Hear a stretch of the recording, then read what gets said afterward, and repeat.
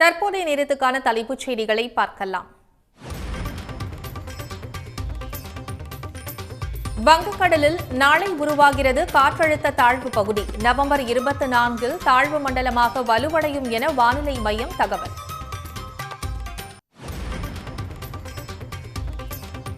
Dubai விமான கண்காட்சியின் போது விழுந்து நொறுங்கிய இந்தியாவின் தேஜஸ் போர் விமானம். சாகசம் செய்தபோது விபத்துக்குள்ளான காட்சிகள் வெளியாகி அதிர்ச்சி.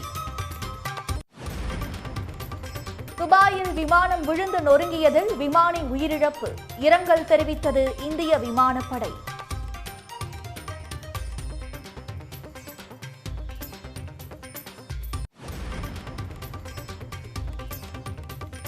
பயன்பாட்டிற்கு வந்ததில் இருந்து இரண்டாவது முறையாக விபத்திற்குள்ளான தேஜஸ் விமானம். 2024 ராஜஸ்தானில் நடைபெற்ற விபத்தை தொடர்ந்து மீண்டும் சம்பவம்.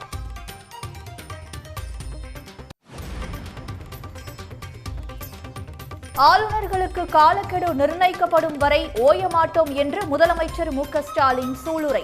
மாநில உரிமைகளுக்கான போராட்டம் தொடரும் என்றும் உறுதி.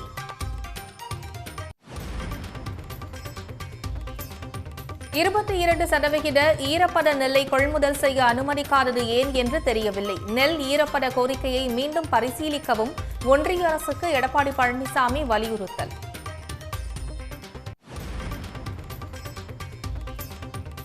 ஆபரண தங்கத்தின் விலை சவரனுக்கு ₹320 குறைவு. ஒரு சவரன் 91,680 விற்பனை.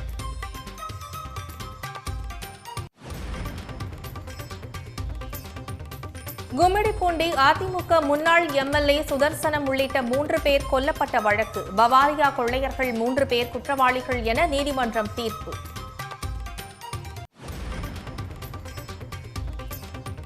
திருப்பதியில் 2019 முதல் 2024 வரை 20 கோடி ரூபாய் கலப்பட நெய் கலந்த லட்டு விநியோகம். தேவஸ்தான தலைவர் பி.ஆர். நாயுடு அதிர்ச்சி தகவல்.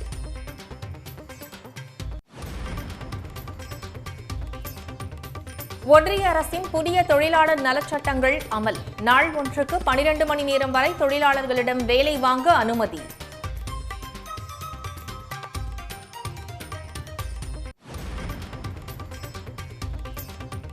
புதிய தொழிலாளர் நல சட்டங்களை திரும்ப பெற தொழிற்சங்கங்கள் வலியுறுத்தல். வரும் 26ஆம் தேதி நாடு தழுவிய அளவில் போராட்டம் நடத்தப்படும் என்றும் அறிவிப்பு.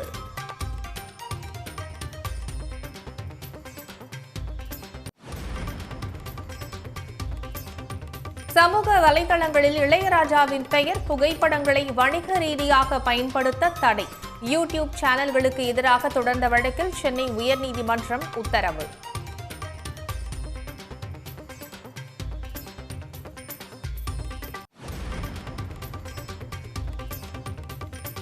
தாமிரபரணி தண்ணீரை 1 லிட்டர் 1 பைசாவுக்கு விற்பனை செய்வதா என நீதிபதிகள் அதிர்ச்சி. 20 ஆண்டுகளாக தண்ணீர் விலையை உயர்த்தாதது ஏன் என்றும் உயர்நீதிமன்ற மதுரை கிளை கேள்வி.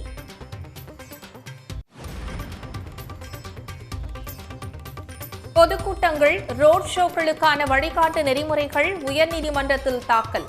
மக்களின் பாதுகாப்புக்கு கட்சிகளே பொறுப்பு என தமிழ்நாடு அரசு அறிக்கை.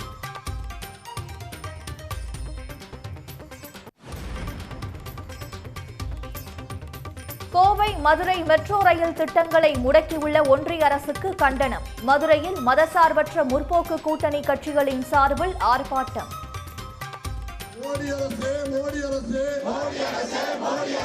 கோவைக்கு மெட்ரோ கொடு, மதுரைக்கு மெட்ரோ கொடு. கண்டிக்கிறோம் கண்டிக்கிறோம். மெட்ரோ திட்டத்தை நிராகரித்த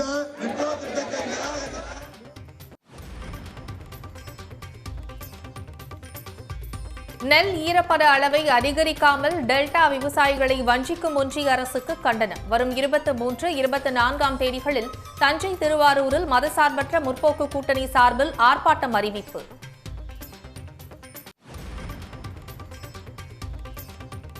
கிருஷ்ணகிரி மாவட்டம் போச்சம்பள்ளியில் 52 பணியிடங்களுக்காக குவிந்த ஆயிரக்கணக்கானோர். சிப்காட்டில் இயங்கி வரும் காலணி தயாரிப்பு நிறுவனத்தில் சேர்வதற்காக குவிந்த இளைஞர்கள்.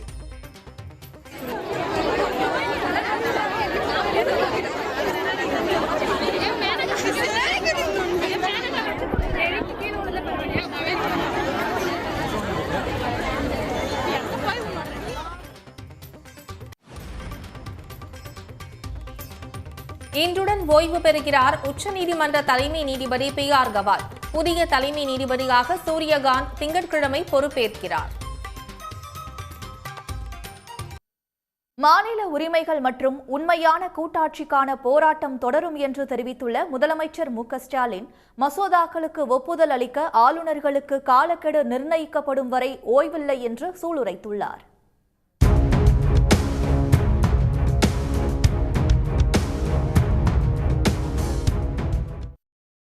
குடியரசுத் தலைவரின் கேள்விகள் குறித்து உச்சநீதிமன்றம் அளித்துள்ள விளக்கம் குறித்து எக்ஸ் பக்கத்தில் பதிவிட்டுள்ள முதலமைச்சர் மு.க.ஸ்டாலின், ஆளுநருக்கு எதிரான தமிழ்நாடு அரசின் வழக்கில் பெற்ற தீர்ப்பின் மீது உச்சநீதிமன்றத்தின் கருத்துகள் எந்த தாக்கத்தையும் ஏற்படுத்தாது என தெரிவித்துள்ளார். மாநில உரிமைகள் மற்றும் உண்மையான கூட்டாட்சிக்கான போராட்டம் தொடரும் என்றும், மசோதாக்கள் மீது முடிவெடுக்க ஆளுநர்களுக்கு காலக்கெடு நிர்ணயிக்கும் வகையில் அரசியலமைப்பு திருத்தப்படும் வரை ஓயமாட்டோம் என்றும் முதலமைச்சர் சூளுரைத்துள்ளார். மக்களால் தேர்ந்தெடுக்கப்பட்ட அரசுக்கே அதிகாரம் உண்டு என்பதையும், மாநிலத்தில் இரு அதிகார மையங்கள் இருக்க முடியாது என்பதையும் உச்சநீதிமன்றம் உறுதி செய்துள்ளதாக குறிப்பிட்டுள்ளார். அதேபோல் அரசியலமைப்பு பதவியில் இருப்போர் அரசியல் அமைப்புக்கு உட்பட்டே செயல்பட வேண்டும். தமிழ்நாடு ஆளுநர் செய்தது போல காலவரையின்றி மசோதாக்களை நிறுத்தி வைக்க ஆளுநருக்கு அதிகாரம் இல்லை. ஆளுநர்களின் தேவையற்ற கால தாமதத்திற்கு எதிராக வழக்கு தொடுத்து நீதி பெறலாம் என்பதையும் உச்சநீதிமன்றம் மீண்டும் ஒருமுறை உறுதிப்படுத்தி உள்ளதாகவும் முதலமைச்சர் குறிப்பிட்டுள்ளார். அகமதாபாத் புனித சேவியர் கல்லூரி மற்றும் குஜராத் அரசு இடையிலான வழக்கில் வழக்கறிஞர்களின் கருத்துக்களைப் போலவே நீதிமன்றங்கள் தெரிவிக்கும் கருத்துகளுக்கு எந்த மதிப்பும் இல்லை என 9 நீதிபதிகள் அமர்வு கூறியுள்ளதையும் சுட்டிக்காட்டியுள்ளார். மசோதாக்களுக்கு ஒப்புதல் மறுக்கலாம், காலவரையின்றி தாமதிக்கலாம் என்ற தமிழ்நாடு ஆளுநரின் கருத்துக்களை உச்சநீதிமன்றத்தின் கருத்து மீண்டும் ஒருமுறை நிராகரித்துள்ளதாகவும் முதலமைச்சர் தெரிவித்துள்ளார். தேர்ந்தெடுக்கப்பட்ட அரசுகளின் வழிகாட்டுதலில்தான் ஆளுநர்கள் செயல்பட வேண்டும் என்பதையும், அவசியமின்றி காலம் கடத்தினால் நீதிமன்றங்களில் பதில் சொல்லியாக வேண்டும் என்பதையும் சட்ட போராட்டத்தின் மூலம் கட்டாயமாக்கியுள்ளதாகவும் கூறியுள்ளார். அரசியலமைப்பு பதவிகளில் இருப்போர் அரசியலமைப்பை மீறி நடந்தால் நீதிமன்றங்கள் தான் ஒரே நம்பிக்கை என்றும், நீதிமன்றங்கள் கதவுகளை அடைத்தால் அது சட்டத்தின் ஆட்சியை சிறுமைப்படுத்தி ஆளுநர்கள் அரசியல் அமைப்புக்கு புறம்பாக நடந்து கொள்வதை ஊக்குவிக்கும் என்றும் எச்சரித்துள்ளார். தமிழ்நாட்டு மக்களின் விருப்பங்களை சட்டங்கள் மூலம் நிறைவேற்ற அரசியல் அமைப்புக்கு உட்பட்டு அரசியல் சட்ட அமைப்புகள் செயல்படுவதை உறுதி செய்ய தொடர்ந்து உழைப்போம் என்றும் முதலமைச்சர் மு.க.ஸ்டாலின் உறுதிபட தெரிவித்துள்ளார். அரசியல் பொதுக்கூட்டங்கள், ரோட் ஷோக்களில் பங்கேற்கும் மக்களின் பாதுகாப்புக்கு சம்பந்தப்பட்ட அரசியல் கட்சியினரே பொறுப்பேற்க வேண்டும் என வரைவு வழிகாட்டு நெறிமுறைகளில் தெரிவிக்கப்பட்டுள்ளது.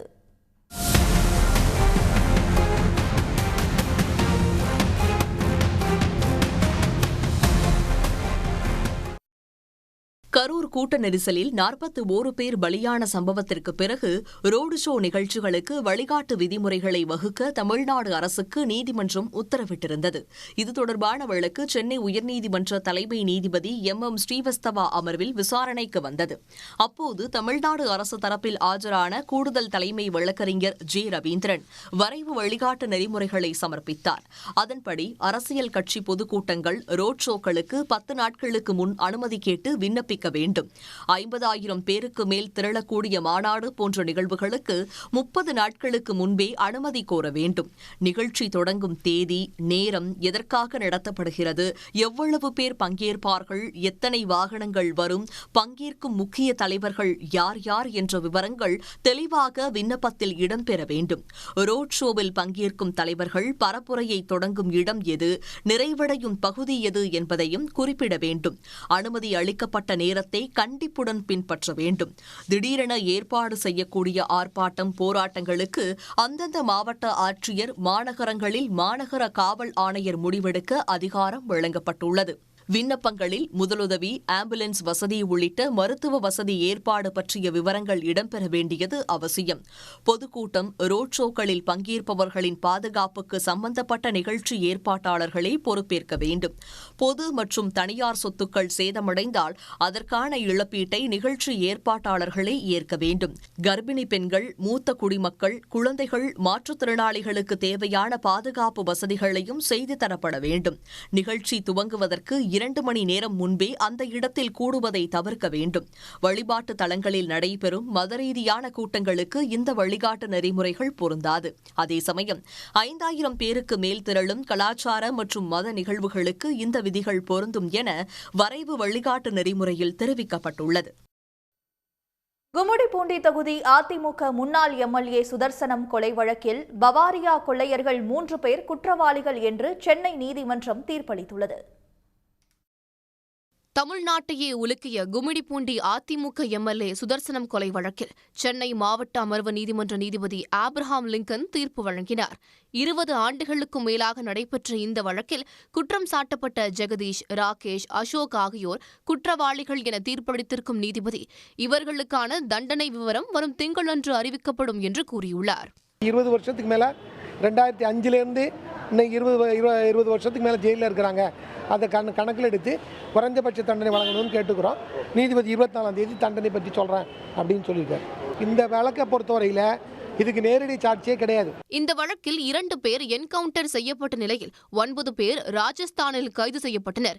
முக்கிய குற்றவாளியான ஓம் பிரகாஷ் உள்பட 2 பேர் உடல்நலக்குறைவால் உயிரிழந்துவிட்டனர். கைதான 3 பெண்கள் ஜாமீனில் வெளிவந்து பின்னர் தலைமறைவாகிவிட்டனர். எஞ்சிய 4 பேரில் ஜெயில்தார் சிங் குறித்து நீதிபதி எதுவும் தெரிவிக்கவில்லை. 24ஆம் தேதி தண்டனை விவரங்கள் அறிவிக்கப்படும் நிலையில் குறைந்தபட்ச தண்டனை வழங்க வேண்டும் என குற்றவாளிகள் தரப்பில் முறையிடப்பட்டது. ஒரு ஆள் ஓமா இருந்துட்டார் ஜெயிலில். அப்போ இந்த 3 பேர் இன்றைக்கி அந்த கன்விக்ஷன் ஆகிருக்குது. அந்த கன்விக்ஷன் கொடுத்துட்டாங்க. அந்த கன்விக்ஷனுக்கு இன்னும் எவ்வளோ பீரியட் அந்த கன்விக்ஷன் அப்புறம் அனௌன்ஸ் பண்ணாங்க. மண்டே அனௌன்ஸ் பண்ணுறாங்கன்னு சொன்னாங்க. பட் கன்விக்ஷன் தண்டனை கொடுத்துட்டாங்க. So it will be they are found guilty. Gummidipoondi AIADMK எம்எல்ஏவும் முன்னாள் அமைச்சருமான கே. சுதர்சனம் பெரியபாளையம் அருகே தானக்குளத்தில் தனது வீட்டில் கடந்த 2005ஆம் ஆண்டு ஜனவரி 9ஆம் தேதி நள்ளிரவு பவாரியா கொள்ளையர்களால் சுட்டுக் கொல்லப்பட்டார். அவரது வீட்டில் இருந்தவர்களை தாக்கி தங்க நகைகள், பணம் மற்றும் பொருட்களை கொள்ளையர்கள் அள்ளிச் சென்றனர். இந்த வழக்கில் அப்போதைய ஐஜி ஜாங்கீர் தலைமையில் அமைக்கப்பட்ட தனிப்படை போலீசார் ராஜஸ்தான் வரை தேடுதல் வேட்டையை நீட்டித்து குற்றவாளிகளை பிடித்தனர். இந்த வழக்கை தழுவி வினோத் இயக்கிய தீரன் அதிகாரம் 1 திரைப்படம் பெரும் வெற்றியடைந்தது குறிப்பிடத்தக்கது. முக்கிய நிகழ்வுகளை விறுவிறு செய்திகளாக பார்க்கலாம். சென்னையில் புதியதாக கட்டப்பட்ட 584 குடியிருப்புகளை துணை முதலமைச்சர் உதயநிதி ஸ்டாலின் திறந்து வைத்தார். மயிலாப்பூர் சட்டமன்ற தொகுதிக்கு உட்பட்ட சீனிவாசபுரம் மற்றும் எழும்பூர் தொகுதிக்கு உட்பட்ட வேம்புலியம்மன் கோவில் பகுதியில் 89 கோடியே 70 லட்சம் ரூபாய் செலவில் நகர்ப்புற வாழ்விட மேம்பாட்டு வாரியம் சார்பில் 584 குடியிருப்புகள் கட்டப்பட்டன. அவற்றை திறந்து வைத்து பயனாளிகளுக்கு நலத்திட்ட உதவிகளை துணை முதலமைச்சர் உதயநிதி ஸ்டாலின் வழங்கினார். குடியிருப்பிலிருந்து சீனிவாசபுரம் திட்டப்பகுதி 1 மறு குடியிருப்பு ஒதுக்கீட்டு ஆணை வழங்கப்படுகிறது. ஒவ்வொரு குடியிருப்பும் 400 சதுர அடி பரப்பளவில் அனைத்து வசதிகளுடன் அமைக்கப்பட்டுள்ளது. நெல் ஈரப்பதத்தை 22% உயர்த்துவது குறித்து ஒன்றிய அரசு பரிசீலனை செய்ய வேண்டும் என அதிமுக பொதுச் செயலாளர் எடப்பாடி பழனிசாமி வலியுறுத்தியுள்ளார். சேலத்தில் செய்தியாளர்களை சந்தித்த அவர் ஒன்றிய அரசு நிராகரித்தால் அதற்கு காரணம் இருக்கும் என்றும் கூறினார். என்ன காரணத்தை காட்டி இவர்கள் நிராகரித்தால் என்ற விளக்கம் இதுவரைக்கும் அறிவிக்கல. ஒரு நிராகரிக்கிறார் என்று சொன்னால் அதுக்கு சில காரணங்கள் இருக்கும். அந்த காரணங்கள் வெளிப்படலையே. அது வெளியில் வந்தால் தான் அதுக்கு கருத்து சொல்ல முடியும்.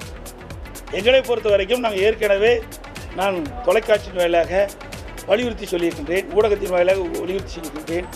ஆகவே பாதிக்கப்பட்ட விவசாயிகளுக்கு நிவாரணம் வழங்கப்பட வேண்டும். தொடர் மழையின் காரணமாக நெல் மணிகள்லாம் நனைந்து ஈரம் ஏற்பட்டிருக்கிறது. இதையெல்லாம் கணக்கிட்டு மத்திய அரசோடு நடவடிக்கை எடுக்க வேண்டும் என்று நான் ஏற்கனவே வலியுறுத்தினேன். எஸ்ஐஆர் பணிகளில் போதிய அவகாசம் தேவை, கூடுதல் பணியாளர்கள் வேண்டும் உள்ளிட்ட 5 அம்ச கோரிக்கைகளை வலியுறுத்தி தலைமை தேர்தல் அதிகாரி அர்ச்சனா பட்நாயக்கை சந்தித்து வருவாய்த்துறை சங்கங்களின் கூட்டமைப்பினர் மனு அளித்தனர். அலுவலக வேலை நேரம் கடந்து பணி செய்ய வற்புறுத்தக்கூடாது என்றும் அவர்கள் மனுவில் வலியுறுத்தியுள்ளனர். 1 மாச கால அவகாசம் கொடுத்துட்டு இந்த வேலையை முடின்னு 24 மணி நேரமும் எங்களை வேலை வாங்கிட்டு இருக்காங்க. நைட்டு 1 மணி 12 மணின்னு எங்களோட பணியாளர்கள் எல்லாம் வீட்டுக்கு போயிட்டு இருக்காங்க. காலையில் 6 மணிக்கு ஆரம்பிச்சு விடிய வேலை செஞ்சுட்டு இருக்கிறாங்க இந்த பணிக்காக. இதனால் அவருடைய தனிப்பட்ட தேவைகளை எதையும் அவங்க சந்திக்க முடியாமல் குடும்ப பிரச்சனைகளையும் அவங்க பார்த்துக்கிட்டு ஃபேஸ் பண்ணிட்டு மிகுந்த மன அழுத்தத்துக்கு ஆளாகி வருகின்றனர். மேலும் திருக்கோவிலூர் வட்டாரத்தில் எஸ்ஐஆர் பணியில் ஈடுபட்டிருந்த கிராம உதவியாளர் தற்கொலை செய்து கொண்டதற்கு காரணமானவர்கள் மீது நடவடிக்கை எடுக்கவும் கூட்டமைப்பினர் வலியுறுத்தினர். எஸ்ஐஆர் பணியின் அழுத்தம் காரணமாக தற்கொலை செய்து கொண்ட பெண் கிராம உதவியாளருக்கு நீதி கேட்டு கள்ளக்குறிச்சி மாவட்டம் திருக்கோவிலூர் வட்டாட்சியர் அலுவலகம் முன்பு ஆர்ப்பாட்டம் நடைபெற்றது. சிவனார் தாங்கல் கிராம உதவியாளர் ஜாகிதா பேகம் என்பவர் எஸ்ஐஆர் படிவம் விநியோகித்த விவகாரத்தில் அரசியல்வாதிகளின் அழுத்தத்தால் தூக்கிட்டு தற்கொலை செய்து கொண்டதாக புகார் எழுந்துள்ளது. இந்நிலையில் ஜாகிதா பேகத்தின் மரணத்திற்கு நீதி கேட்டும் அவரது குடும்பத்திற்கு நிவாரணம் மற்றும் கருணை அடிப்படையில் வேலை வழங்க வலியுறுத்தியும் வருவாய்த்துறை ஊழியர்கள் ஆர்ப்பாட்டத்தில் ஈடுபட்டனர்.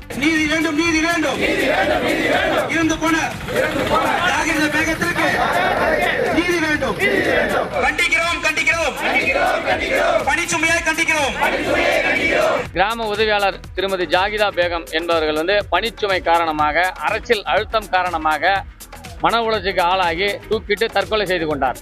இதை நாங்கள் வன்மையாக கண்டிக்கிறோம். இந்த தற்கொலை விவகாரம் குறித்து திருக்கோவிலூர் போலீசார் வழக்கு பதிவு செய்து விசாரணை மேற்கொண்டு வருகின்றனர். சென்னை வேளச்சேரியில் போக்குவரத்து போலீசாருடன் இணைந்து அரசு பள்ளி மாணவர்கள் சாலை பாதுகாப்பு விழிப்புணர்வை ஏற்படுத்தினர். சென்னை மாநகராட்சி பள்ளி வளாகத்தில் துவங்கிய பேரணி வேளச்சேரி 100 அடி சாலை வரை நடைபெற்றது. இதில் பேண்டு வாத்தியம் வாசித்தபடி 500க்கும் மேற்பட்ட மாணவர்கள் கையில் விழிப்புணர்வு பதாகைகளை ஏந்தியவாறு பேரணியாக சென்றனர்.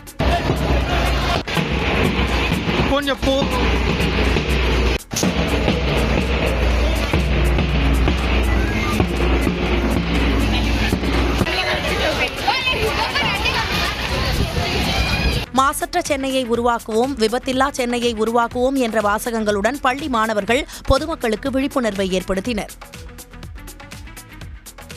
யூடியூப், ஃபேஸ்புக், எக்ஸ், இன்ஸ்டாகிராம் உள்ளிட்ட சமூக வலைதளங்களில் இசையமைப்பாளர் இளையராஜாவின் படங்களை பயன்படுத்த இடைக்கால தடை விதித்து சென்னை உயர்நீதிமன்றம் உத்தரவிட்டுள்ளது. பல்வேறு யூடியூப் சேனல்கள், சோனி உள்ளிட்ட இசை நிறுவனங்கள், ஊடகங்கள், ஃபேஸ்புக் உள்ளிட்ட சமூக வலைதளங்களுக்கு எதிராக இளையராஜா சென்னை உயர்நீதிமன்றத்தில் மனு தாக்கல் செய்திருந்தார். தன்னை அடையாளப்படுத்தும் வகையில் தனது புகைப்படம், பெயர், இசை ஞானி என்ற பட்ட பெயர், குரல் ஆகியவற்றை பயன்படுத்த தடை விதிக்க வேண்டும் என்று மனுவில் அவர் கோரியிருந்தார்.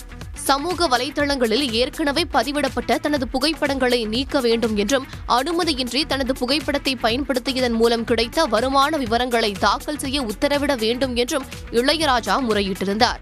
இந்த மனுவை விசாரித்த நீதிபதி என் செந்தில்குமார் சமூக வலைதளங்களில் இசையமைப்பாளர் இளையராஜாவின் படங்கள் மற்றும் அவரது அடையாளங்களை பயன்படுத்த இடைக்கால தடை விதித்து உத்தரவிட்டார். இதுகுறித்து பதிலளிக்க சம்பந்தப்பட்ட நிறுவனங்களுக்கு உத்தரவிட்ட நீதிபதி வழக்கு விசாரணையை 4 வார காலத்திற்கு ஒத்திவைத்தார். நாளை தெற்கு அந்தமான் கடல் பகுதிகளில் குறைந்த காற்றழுத்த தாழ்வு பகுதி உருவாக வாய்ப்பிருப்பதாக வானிலை ஆய்வு மையம் தெரிவித்துள்ளது. இது மேற்கு வடமேற்கு திசையில் நகர்ந்து 24ஆம் தேதி தென்கிழக்கு வங்கக்கடல் பகுதிகளில் காற்றழுத்த தாழ்வு மண்டலமாக வலுவடையக்கூடும் என அறிவிக்கப்பட்டுள்ளது. முன்னதாக தென்கிழக்கு வங்கக்கடலில் காற்றழுத்த தாழ்வு பகுதி உருவாகக்கூடும் என கணிக்கப்பட்டிருந்தது. தமிழ்நாட்டில் ஒரு சில இடங்களில், புதுவை மற்றும் காரைக்கால் பகுதிகளில் இடி மின்னலுடன் கூடிய லேசானது முதல் மிதமான மழை வரை நாளை பெய்யக்கூடும் என வானிலை அறிவிப்பில் தெரிவிக்கப்பட்டுள்ளது. கன்னியாகுமரி, திருநெல்வேலி, தூத்துக்குடி, தென்காசி, ராமநாதபுரம் உள்ளிட்ட மாவட்டங்களில் ஒரு சில இடங்களிலும் காரைக்காலிலும் கனமழை பெய்ய வாய்ப்பிருப்பதாக தெரிவிக்கப்பட்டுள்ளது. 7 முதல் 11 சென்டிமீட்டர் வரை கனமழைக்கு வாய்ப்பு என்பதால் இன்று முதல் 24ஆம் தேதி வரை 4 நாட்கள் மஞ்சள் எச்சரிக்கை விடுக்கப்பட்டுள்ளது. சென்னையில் ஆபரண தங்கம் விலை இன்று சவரனுக்கு 320 ரூபாய் குறைந்துள்ளது. 22 கேரட் ஆபரண தங்கம் நேற்று கிராம் 11,500 ரூபாய்க்கும் சவரன் 92,000 ரூபாய்க்கும் விற்பனை செய்யப்பட்டது. இந்நிலையில் சவரனுக்கு இன்று 320 ரூபாய் குறைந்துள்ளதால் கடைகளில் 91,680 ரூபாய்க்கு விற்பனை செய்யப்படுகிறது. 1 கிராம் ஆபரண தங்கத்தின் இன்றைய விலை 11,460 ரூபாய். வெள்ளியின் விலை கிராமுக்கு 4 ரூபாய் குறைந்து 1 கிராம் 169 ரூபாய்க்கு வர்த்தகமாகிறது. புதுச்சேரி அடுத்த நெட்டப்பாக்கம் பகுதியில் சாக்கடையா சாலையா என அறிய முடியாத வகையில் குண்டும் குழியுமாகி விபத்துகள் அதிகரிப்பதாக மக்கள் குற்றம் சாட்டுகிறார்கள். புதுச்சேரி மாநிலம் நெட்டப்பாக்கம் பகுதியில் சுமார் 2000 குடியிருப்புகள் உள்ளன. அத்துடன் டயர் தயாரிக்கும் நிறுவனம் தொடங்கி ஏராளமான தனியார் தொழிற்சாலைகளும் இயங்கி வருகின்றன. இந்நிலையில் பொதுமக்கள் பயன்படுத்திய கழிவுநீரும் தனியார் தொழிற்சாலையிலிருந்து வெளியாகும் கழிவுநீரும் ஒரே வாய்க்காலில் விடப்படுவதால் சாலையிலும் குடியிருப்பு பகுதிகளிலும் தேங்கி நிற்பதாக கூறப்படுகிறது. இதனால் அந்த பகுதியில் துர்நாற்றம் வீசுகிறது. நெட்டப்பாக்கம் பகுதியில் ரொம்ப மோசமா கழிவு நீரால் பாதிக்கப்பட்டது. இதில் இருக்கிற பிளாஸ்டிக் கழிவுகள்லாம் ரொம்ப மோசமாக இருக்கு. இதனால குடிநீர் பாதிக்கப்படுது இந்த ஏரியாவில். கழிவுப் பொருட்கள் கால்வாயில் தேங்கியுள்ளதால் அவற்றை உண்பதற்கு பன்றிகள் அதிக அளவில் குவிந்துள்ளன. அத்துடன் கொசு தொல்லையும் அதிகமாகியுள்ளது. மலேரியா, டெங்கு போன்ற நோய் பாதிப்பு ஏற்பட வாய்ப்புள்ளதாகவும் மக்கள் வேதனை தெரிவிக்கிறார்கள். ரோடு சரியில்லைங்க, கால்வாய்க்க தண்ணி இதாகுது, தூர் வாடுறோம், கீழே எல்லாம் ஊண்டு வாடுறாங்க. மக்கள் ரொம்ப அவதிப்படுறாங்க. இதனால எங்களுக்கு ரொம்ப பாதிப்பாக இருக்குது. சாயங்கால டைம் தான் நிறைய தண்ணி சாக்காடு ஒரே இதாக இருக்குது. போகிற வரத்துல எல்லாம் ஊண்டி வர்றாங்க. காலை 8 மணிக்கு, அதோட சாயங்காலம் 6 மணிக்கு மேலே தண்ணி தான் இருக்குது. நெட்டப்பாக்கம் சாலையை உடனடியாக அதிகாரிகள் சரி செய்து தர வேண்டும் என்பதே அந்த பகுதி மக்களின் கோரிக்கையாக உள்ளது. தாமிரபரணி ஆற்றிலிருந்து தனியார் நிறுவனங்கள் தண்ணீர் எடுக்கும் விவரம் குறித்து பதில் மனு அளிக்க நெல்லை மாவட்ட ஆட்சியருக்கு உயர்நீதிமன்ற மதுரை கிளை உத்தரவிட்டுள்ளது.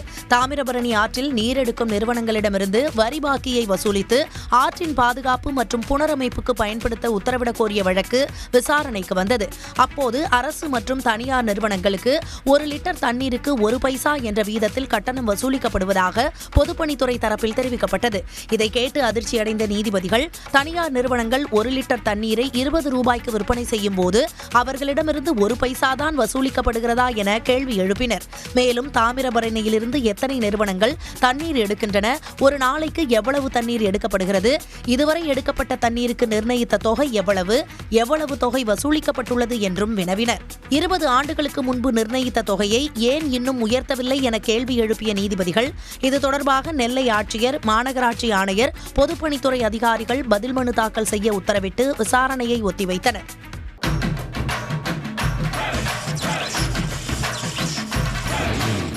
உங்கள் சார்பா ஒரு வேண்டுதலை மத்திய மாநில அரசுகளுக்கு நான் வைக்கிறேன். கோயம்புத்தூர்ல இருந்து மதுரை வரைக்கும் ட்ரெயினே கிடையாது. இருந்த மெட்ரோ ட்ரெயினும் கேன்சலுங்கிறாங்க. நான் ஒரே ஒரு வேண்டுதல் சொல்றேன். இங்க இத்தனை லட்சம் ஜனம், இத்தனை கோடி ஜனம் இருக்காங்க. வெறும் பஸ்ஸும் காரும் நம்பி வாழ்ந்துட்டு இருக்காங்க. மதுரை டு கோயம்புத்தூர் மத்திய மாநில அரசை சேர்ந்தவர்களே, தேமுதிக சார்பா ஒரு வேண்டுதலை, கோரிக்கையை மக்கள் சார்பா வைக்கிறோம். உடனடியாக நீங்கள் ஒரு ரயில் மதுரை டு கோயம்புத்தூர் வந்தே பாரத் என்ற ரயிலை நிச்சயமாக மக்களுக்காக கொண்டு வர வேண்டும். அது மக்களுக்கு நிச்சயம் பயன் அளிக்கும். வந்தே பாரத் என்ற ஸ்கீம் இன்னைக்கு உலகம் முழுக்க, இன்னைக்கு இந்தியா முழுக்க வந்துட்டு இருக்கு. அது நம்ம மக்களுக்கும் வரணும்னு சொல்லி உங்க முன்னாடி சொல்றேன். ஜோதிமணியா இருக்கட்டும், காங்கிரஸோட மூத்த தலைவர் எல்லாரும் இப்போ வேற மாதிரி சொல்ல ஆரம்பிச்சாங்க. சொல்லட்டும்பா, பீகாருக்கு அப்புறம் அதிகமா சொல்லுவாங்க. அதனால அவர் விஜய்க்கு அவங்க புதியவர்களா, இல்லைன்னா அவங்களுக்கு விஜய் புதியவரா, இல்லைன்னா புதியவர் விஜய்க்கு அவங்கெல்லாம் புதியவங்களா, இதெல்லாம் எல்லாம் சொல்லதான் செய்வாங்க. கான்கிரீட்டா விஜய் கிட்ட இருந்தோ மற்றவர்கிட்ட இருந்தோ ஒரு கருத்து வர வரைக்கும் ஏன்னா ஒரு விவரமா சொல்லிட்டு இருக்க வேண்டியது தானே, பிரேக்கிங் கொடுக்க வேண்டியது தானே. பதற்றம் அதிகமாக இருக்கிறது. எதிர்ப்புன்னு சொல்றதை விட பதற்றம் அதிகமாக இருக்கிறது. அந்த பதற்றத்துல ஏதாவது ஒன்று சொல்லி தேசிய ஜனநாயக கூட்டணியை வெற்றி பெற வைக்க கூடாது என்ற ஒரு எண்ணம் அவரிடம் இருக்கிறது. அதனால புயல் வலுவடை மட்டும் இல்ல, கூட்டணி வலுவடைந்து கொண்டே போகுது. அவ்வளவுதான். 2014, 2016, 2019, 2021 இந்த காலகட்டத்தில் அதிமுக தானே ஆட்சியில் இருந்தது. அவங்க பண்ணியிருக்காங்க. அதுதாங்க தேர்தல் ஆணையத்துக்கும் ஆட்சிக்கும் சம்மந்தம் இருக்கா? ஒவ்வொரு தடவையும் நாங்கள் தேர்தல் ஆணையத்தில் சொல்கிறோம். இது 20 வருஷமாக சொல்லிட்டு தான் இருக்கிறோம். செய்யலையே. 15 வருஷத்துக்கு மேலே பிரகாஷ் 15 வருஷத்துக்கு மேலே செய்யலை. நாங்கள் இப்போ கேட்குறது அட்லீஸ்ட் இந்த எஸ்ஐஆர் வந்தது, இதுலேயாவது செஞ்சு இந்த மாதிரி ஒரு வெளிப்படைத்தன்மையோடு வாக்காளர் பட்டியல் கொடுங்க தான் கேட்குறேன். நம்ம சொல்லுவோம் செவடங்கால ஊன சங்குனா நான் என்ன பண்ண முடியும்? இல்லை அப்படி நீங்கள் இல்லை அந்த மாதிரி நீங்கள் கருத்து எடுத்தால் தப்பு. அது பாஜக ஆதரிப்பதனால் மட்டும் நாங்கள் ஆதரிக்கலை. நாங்கள் இப்போ பார்த்தீங்கன்னா இதோட முடிவு கிடையாது, அப்பீல் இருக்குது. உங்கள் ஓட்டு இல்லைன்னா நீங்கள் 4ஆம் தேதிக்கு பிறகு 9ஆம் தேதி லிஸ்ட் பண்ணுவாங்க. டிசம்பர் 9 டிராஃப்ட் லிஸ்ட்டு, வரைவு வாக்காளர் பட்டியல். ஆமாம் வரைவு வாக்காளர் பட்டியல், வரைவு வாக்காளர் பட்டியல் இறுதி இல்லைப்பா, வரைவு வாக்காளர் பட்டியல். ஏன்னா எங்கிட்ட சொல்கிறீங்களா வரைவு வாக்காளர் பட்டியல். அந்த வரைவு வாக்காளர் பட்டியல் வெளியிடும் போது அப்போ ஓட்டு அவங்களுக்கு இருக்கா இல்லையான்னு தெரியல. அதுக்குள்ளே ஏன் நொதி கஞ்சி மாதிரி குதிக்கிறீங்க? நிறைகுடம் தள்ளும்போது குறைகுடம் கூத்தாட மாதிரி கூத்தாடிட்டு இருங்க. வானத்துக்கு பூமி குதிக்கிறீங்க? இந்த மாநில அரசுக்கும் மத்திய அரசுக்கும் 2 பிரிவு இருக்கு. பஸ் வர்றதுக்கு மோடிட்ட கேட்க வேண்டிய அவசியம் இல்லை, ரோடு வர்றதுக்கு மோடிட்ட கேட்க வேண்டிய அவசியம் இல்லை, போலீஸ்காருக்கு சம்பளம் கொடுக்கறதுக்கு மோடிட்ட கேட்க வேண்டிய அவசியம் இல்லை. ஆனால் விமான நிலையத்தை விரிவாக்க வேண்டும் என்றால் ஒன்றிய அரசு கேட்க வேண்டும், ரயில்வே விட வேண்டும் என்றால் ஒன்றிய அரசு கேட்க வேண்டும். அப்படித்தான் கோயம்புத்தூர் வளர்கிற இந்த நகரத்திற்கு உக்கடத்திலிருந்து மலுமிச்சம்பட்டிக்கும், உக்கடத்திலிருந்து நீலாம்பூருக்கும், உக்கடத்திலிருந்து சரவணம்பட்டிக்கும், உக்கடத்திலிருந்து மேட்டுப்பாளையம் சாலைக்கும் எங்களுக்கு திட்டம் வேண்டும் என்று நாம் கேட்டோம். அவர்களும் சரி என்று ஒத்துக்கொண்டார்கள். பெரும் மரியாதைக்குரிய வானதி சீனிவாசன் போன தேர்தலில் வீடு வீடா போய் அம்மா அம்மா இங்க பாருங்கம்மா, தேர்தல் அறிக்கையில் கோயம்புத்தூருக்கு மெட்ரோ கொண்டு வந்த மோடிக்கு ஓட்டு போடுங்கம்மா வீடு வீடா பிரச்சாரம் பண்ணாங்களா இல்லையா? போன தேர்தலில் பெரும் மரியாதைக்குரிய அண்ணாமலை இதே ஆரசூர வீதியில மோடியை ஏற்றி வச்சுக்கிட்டு இதோ கோயம்புத்தூருக்கு மெட்ரோ கொண்டு வந்த ஐயா மோடிக்கு ஓட்டு போடுங்கன்னு கேட்டியா இல்லையா? அப்போ உனக்கு வெக்கம், மானம், சூடு, சொரணை இருந்தா என்ன இருக்கணும்? திட்டத்துக்கு ஒப்புதல் கொடுத்துருக்கணும். எல்லாத்துக்கும் ஆதார் கேட்ட, டாய்லெட் போறதுக்கு ஆதார் கேட்ட, தாலி வாங்குறதுக்கு ஆதார் கேட்ட, பொட்டு வைக்கிறதுக்கு ஆதாரம் கேட்ட, சீலை வாங்குறதுக்கு ஆதாரம் கேட்டல. டிஜிட்டல் இந்தியா தானே. டிஜிட்டல் இந்தியாவில் இன்றைய மதிப்பு கோவை மாநகராட்சியுடைய மக்கள் தொகை 34 லட்சம். இதை வெளியிட்டது இந்தியாவுடைய புள்ளி விவரத்துறை அமைச்சர். உன்னுடைய புள்ளி விவரத்தை நம்பு, இல்லை எங்க புள்ளி விவரத்தை நம்பு. முட்டுக்கட்டை போடுறது யாரு? மோடி. அதுக்கு முட்டு கொடுக்கறது எடப்பாடி. அவங்க ஆட்சியில் இருக்கும்போது கிட்டத்தட்ட 2015 ஒரு 5 எய்ம்ஸ் மருத்துவமனை பாராளுமன்றத்தில் அறிவிச்சாங்க. அந்த 5ல் 4 கட்டி முடிச்சு திறந்துட்டாங்க. அதுக்கு பிறகு அறிவிக்கப்பட்ட எய்ம்ஸ் மருத்துவமனை கூட பல நகரங்களில் அறிவிக்கப்பட்டு தொடங்கப்பட்டு திறந்து வைக்கப்பட்டிருக்கின்றன. 10 வருஷமா தமிழ்நாட்டில் வரும், ஆனால் வராது. சினிமா டயலாக் தான் பிஜேபிக்கு ஞாபகப்படுத்தணும், மோடிக்கு ஞாபகப்படுத்தணும். ஒரு அடிமை கட்சி இருக்கு. அந்த அடிமை கட்சி, அந்த கட்சியினுடைய பொதுச் செயலாளர் எதிர்கட்சி தலைவராக இருக்கார். சரி, நம்ம மாநிலத்துக்கு வரக்கூடிய திட்டம் வரலையே, ஏதாவது ஒரு குரல் கொடுப்போமே, எதனால் இந்த திட்டத்தை நிராகரிக்கின்றீர்கள், இந்த திட்டத்தை செயல்படுத்த வேண்டும் என்று குரல் கொடுப்போமே என்ற எண்ணம் கூட அவர்களுக்கு இல்லை. காரணம், அவர்கள் கூட்டணி வைத்திருக்கிறது மக்களுக்காக அல்ல, தங்களுடைய சொத்துக்களை பாதுகாத்துக் கொள்வதற்காக. அடித்த கொள்ளையை, சேர்த்து வைத்த சொத்தை பாதுகாத்துக் கொள்ள வேண்டும் என்பதற்காக பிஜேபியோடு கூட்டணி வைத்துக் கொண்டு தமிழ்நாட்டு மக்களை அடமானம் வைத்திருக்கின்றார்கள். சென்னை, காஞ்சிபுரம், செங்கல்பட்டு மாவட்டங்களில் நடத்தப்பட்ட நில மோசடி தொடர்பாக அண்மையில் அமலாக்கத்துறை நடத்திய சோதனையில் 18 கோடி ரூபாய் மதிப்புள்ள சொத்துக்கள் முடக்கப்பட்டிருப்பதாக தெரிவிக்கப்பட்டுள்ளது. தேசிய நெடுஞ்சாலை ஆணையம், சிப்காட் ஆகிய நிறுவனங்கள் சென்னை, காஞ்சிபுரம், செங்கல்பட்டில் நிலங்களை கையகப்படுத்திய போது அந்த நிலங்களுக்கு மோசடியாக உரிமை கோரிய பல்வேறு நபர்கள் போலி ஆவணங்களை தயாரித்து பணம் பெற்று அரசுக்கு பல கோடி ரூபாய் இழப்பீடு ஏற்படுத்தியதாக புகார் எழுந்தது. சாலைகள், பூங்காக்கள் உள்ளிட்ட பொது பயன்பாட்டிற்காக 1991ஆம் ஆண்டு அரசுக்கு விஜிபி நிறுவனங்கள் அளித்த நிலங்களை விஜிபி இன்வெஸ்ட்மெண்ட்ஸ் லிமிடெட் நிறுவனத்தின் பங்குதாரர்களில் ஒருவரான விஜிஎஸ் ராஜேஷ் என்பவர் முறைகேடாக உரிமை கோரினார் என குற்றச்சாட்டு எழுந்தது. அந்த நிலங்களை அரசு நிறுவனங்களுக்கு விற்ற நபர்கள் மீது ஸ்ரீபெரும்புதூர், காஞ்சிபுரம் காவல் நிலையங்களில் வழக்கு பதியப்பட்ட நிலையில் அந்த வழக்குகளின் அடிப்படையில் தொழிலதிபர்கள், ரியல் எஸ்டேட் ஏஜென்ட்டுகள் உள்ளிட்ட 15க்கும் மேற்பட்டோரின் வீடுகள், அலுவலகங்களில் கடந்த 19ஆம் தேதி அமலாக்கத்துறையினர் சோதனை நடத்தினார்கள். அப்போது நிலங்களை சிப்காட், தேசிய நெடுஞ்சாலை துறைகள் கையகப்படுத்துவதற்கு முன்னதாக அரசு நிறுவனங்களுக்கு ஆதரவாக பதிவு செய்யப்பட்ட பத்திரங்களை ரத்து செய்ய போலியான ஆவணங்கள் தயாரிக்கப்பட்டது உறுதியானது. இதையடுத்து 1.5 கோடி ரூபாய் ரொக்கம், 74 லட்சம் ரூபாய் மதிப்புள்ள தங்கம், வெள்ளிக்கட்டிகளும் அடங்கும். அத்துடன் வங்கிகளில் உள்ள 8 கோடியே 40 லட்சம் ரூபாய் மற்றும் 7 கோடியே 40 லட்சம் ரூபாய்க்கான பங்குகள் என மொத்தமாக 18 கோடியே 10 லட்சம் ரூபாய் மதிப்புள்ள சொத்துக்களை அமலாக்கத்துறையினர் முடக்கியுள்ளார்கள். இந்திய விமானப்படையின் தேஜஸ் ரக போர் விமானங்களின் சிறப்பு அம்சங்கள் தொடர்பாக விளக்குகிறது இந்த செய்தி தொகுப்பு. இந்திய விமானப்படையில் அதிக அளவில் பயன்படுத்தப்படும் தேஜஸ் ரக போர் விமானம் மிகவும் இலகு ரக போர் விமானமாகும்.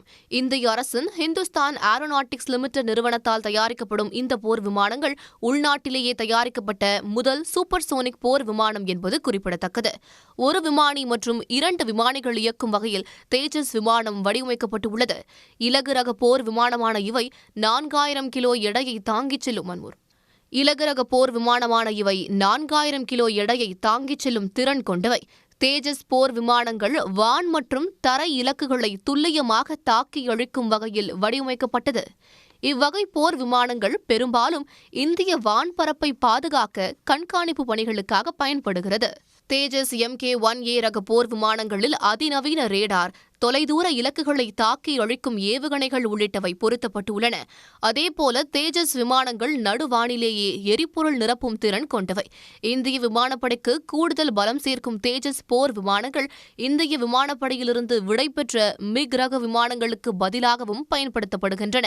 இந்நிலையில் இந்திய அரசு கூடுதலாக 97 தேஜஸ் மார்க் 1A ரக போர் விமானங்களை வாங்க ஒப்புதல் அளித்திருந்தது குறிப்பிடத்தக்கது. இனி முக்கிய நிகழ்வுகளை விறுவிறு செய்திகளாக பார்க்கலாம்.